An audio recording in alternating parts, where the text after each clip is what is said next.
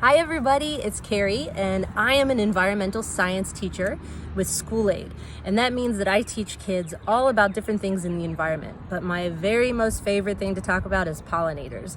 So bees and butterflies and other insects, hummingbirds, all the different kinds of insects and animals that move pollen from one plant to another to help the plants grow.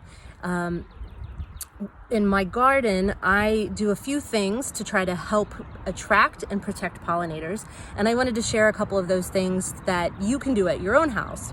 Now, you don't need a lot of space for a pollinator garden. In fact, if you don't have a yard, you just have a deck or a balcony or a driveway, there are things that you can do. One thing is to take a pot kind of like this and fill it with nectar plants, and that's enough. Pollinators just need a little bit of help from each of us, and that can make a great big difference.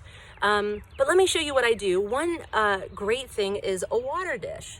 Now I have this one here. This one I bought online, and it just sticks in the ground.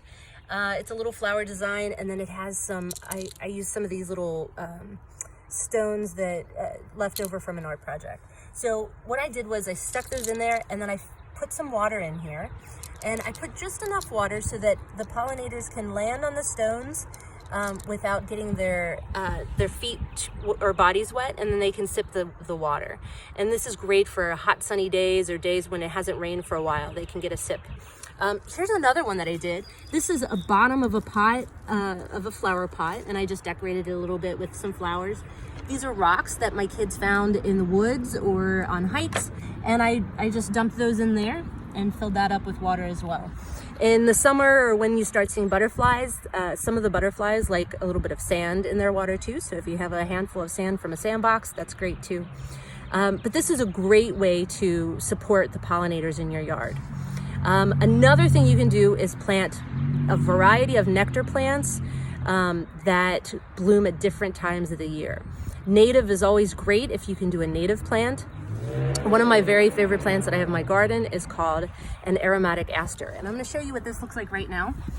It doesn't look like much. It's just a little leafy green sprout here, but in the fall that's going to be a great big plant that has big purple aster flowers on it, and it's going to feed a lot of pollinators late in the year when even other aster flowers are done blooming. My other favorite part of that is that it's an endangered species in Ohio, so this Aromatic Aster is one that needs extra protection and care. Another thing that I would love for you to do is to register your garden with the Cincinnati Zoo. So I have here, this is my Cincinnati Zoo sign.